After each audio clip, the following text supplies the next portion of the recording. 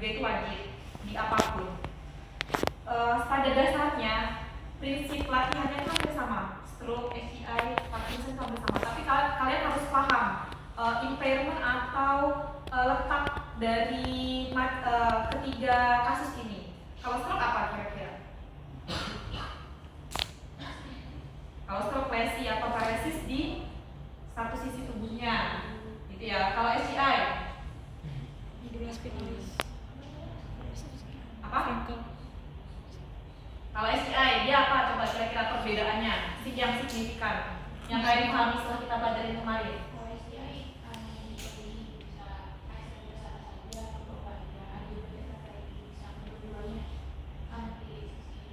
Betul.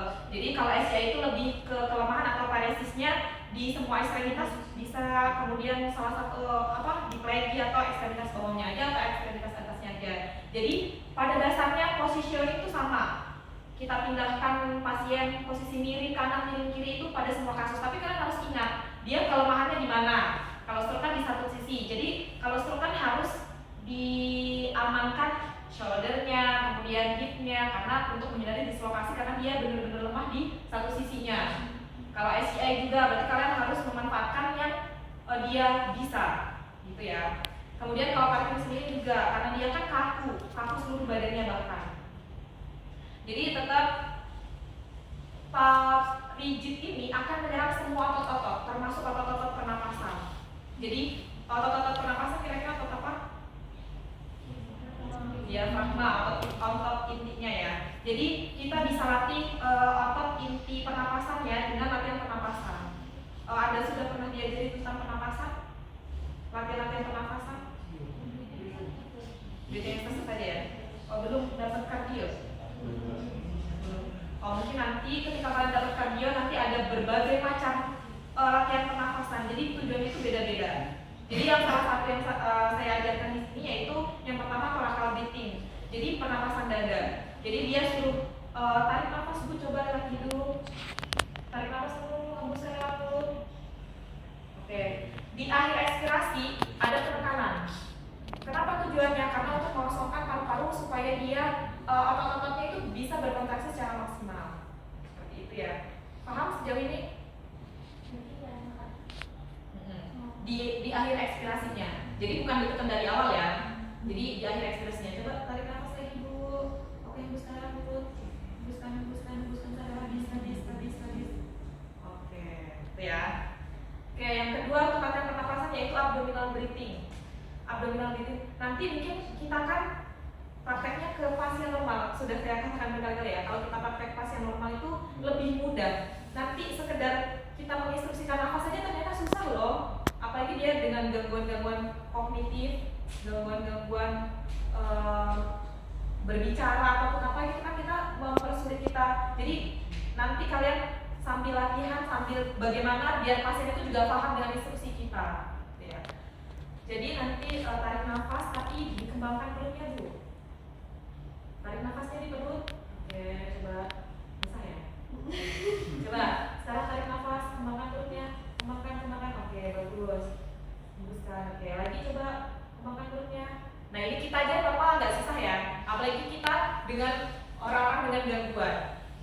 Coba lagi tarik nafas, kembangkan perutnya. Jadi kalian boleh stimulasi. Ketika dia tarik nafas, kalian tarik perutnya. Jadi kan dia ada stimulasi dulu ya. Oke. Hembuskan. Oke. Lagi tarik nafas. Oke, hembuskan. Sekali lagi coba tarik nafas. Jadi susah ya, murni perutnya yang jalan tanpa ada pengembangan dari toraknya. Gitu ya, nanti kalian latihan, kalian praktekkan. Kemudian kira-kira kalau rigid, dia ada gangguan pelajarannya kecil-kecil. Kira-kira bagian mana yang harus kalian latih?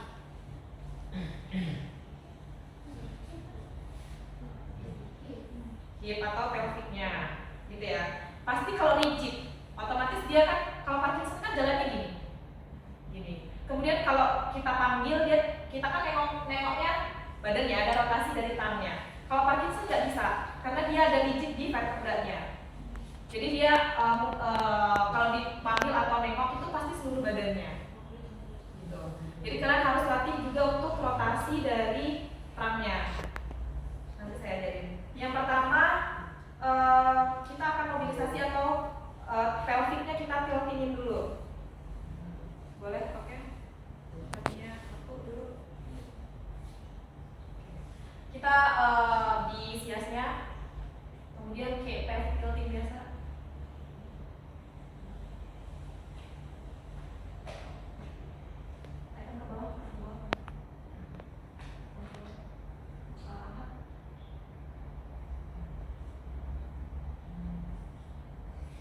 Agak susah ya, karena biar dia murni di pelviknya tanpa ada penggerakan dari si badannya, gitu ya. Oke, kalau dia rigidnya nggak terlalu tinggi, boleh kalian kombinasikan dengan seperti ini, silakan kaki. Oke, yang sebelah kiri kan ke bawah. Sebelah kanan.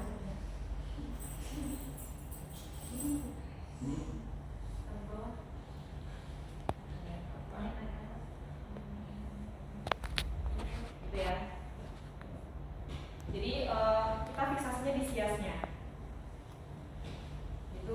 Kemudian untuk latihan tadi, apalagi di stage 5, itu latihan miring kanan, miring kiri itu wajib. Prinsipnya sama kayak kemarin. Coba miring dulu. Jadi kayak gini beberapa menit, minimal 1 menit. Kemudian kembali lagi di sebelah sana.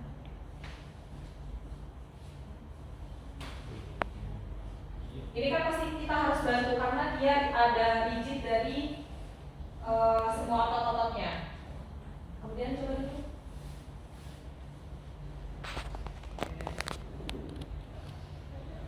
Kira-kira kalau posisi duduk seperti ini, otomatis dia kan ada apa?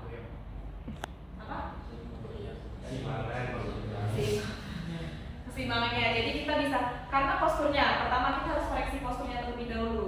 Dia kan kalau Parkinson, jadi dia posisinya kayak gini. Udah forward head, kemudian hiposis. Jadi kita benarkan terlebih dahulu. Jadi sebelum latihan keseimbangan, kita harus luruskan lebih dahulu gini. Jadi kita ada fiksasi dari trangnya. Kemudian kadang untuk pasien-pasien kayak gini, pasien-pasien Parkinson kan susah karena kaku ya. Jadi posisi palanya tuh masih seperti ini. Walaupun kalian sudah benarkan seperti ini. Kemudian kalian luruskan terlebih dahulu kepalanya. Kemudian kita bisa latih dari neck-nya. Bisa menggunakan PNF. Kalau PNF tuh ada 4 titik di sini. Jadi di sini sebagai resistifnya. Kemudian sama di chin-nya kita pegang. Jadi dia sambil melihat cermin. Jadi dia bisa mengoreksi dari posisi line dari neck dan shoulder-nya. Kemudian dia suruh menggerakkan ke sini ya Bu nanti. Tapi kita tahan di posisi lurus, gitu ya. Coba. 1. Oke, lagi. 1, 2, 3, 4, 5, 6, 7, 8 gitu. Kemudian sama ke sebelah sana juga. 1, 2, 3, 4, 5. Oke, gitu. Terus refleksi. Iya. Jadi kita sekarang kita yang mendorong, kemudian pasien harus mempertahankan di posisi normalnya. Jadi kita yang dorong gini. Paham ya? Coba tahan ya Bu, nanti saya kasih dorongan ya. Oke, 1, 2, 3, 4, 5, 6, 7, 8. Oke. Yang sebelah dorong ke sebelah kiri. 1, 2, 3, 4, 5. Gitu ya. Paham? Untuk latihan keseimbangannya juga sama kayak kemarin. Dorong posisi tubuhnya. Oke, kemudian ke belakang, depan yang sini, oke, depan yang sini. Kayak gitu ya. Sebenarnya kalian bisa modifikasi latihan keseimbangan. Kira-kira apa yang bisa kalian latih? Buat latihan keseimbangan posisi duduk.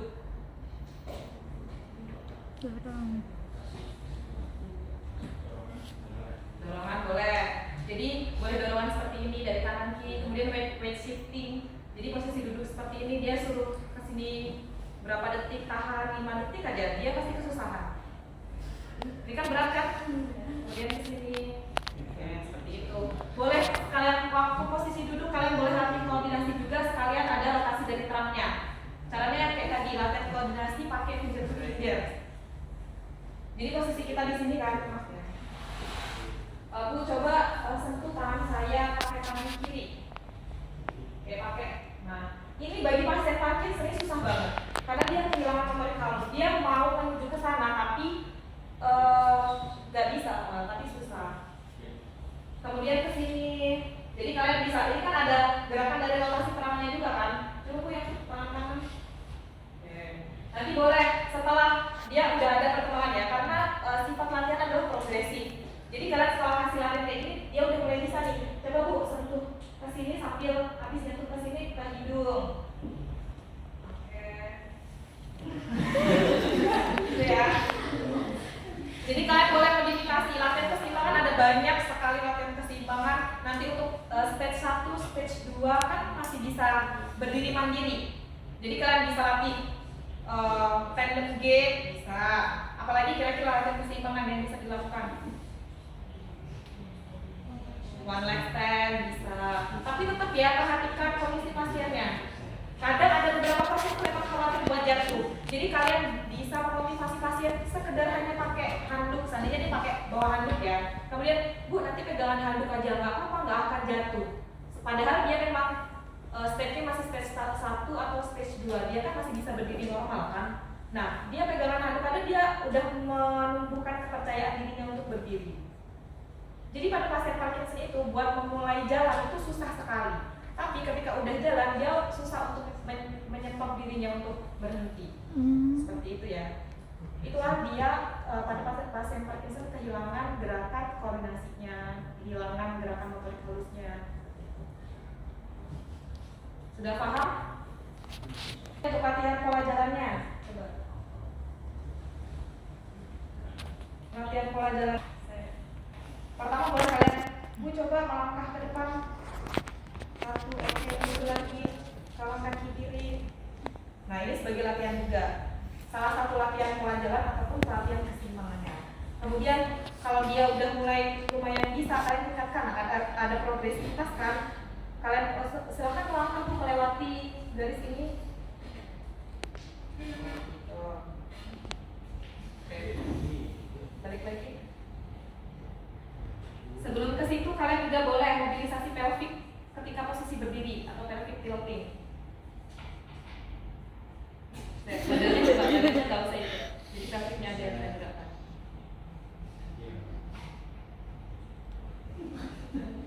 Gitu ya.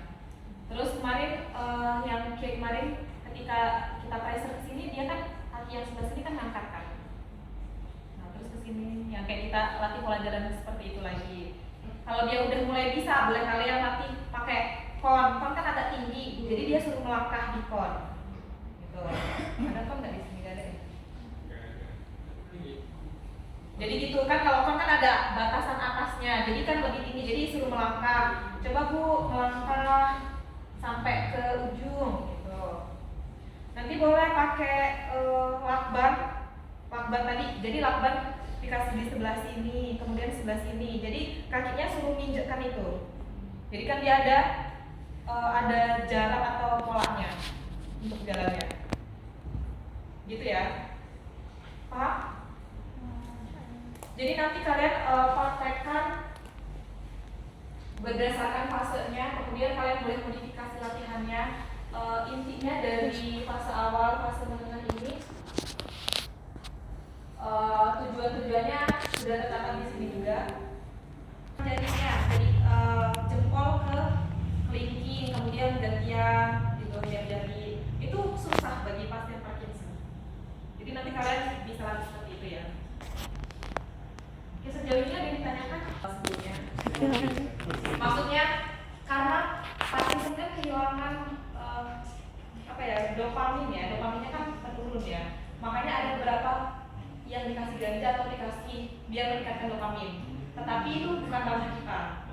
Sebenarnya kalau seperti itu nantinya buat dia latihan kan dia agak sepuh lagi, dia nggak ada tremornya, dia koordinasinya juga bagus, tapi kan dia pasti kalau sekali dikasih ntar dosisnya akan meningkat. Itulah kenapa obat-obat yang ilegal itu tidak disarankan untuk dikasih ke pasien-pasien seperti itu.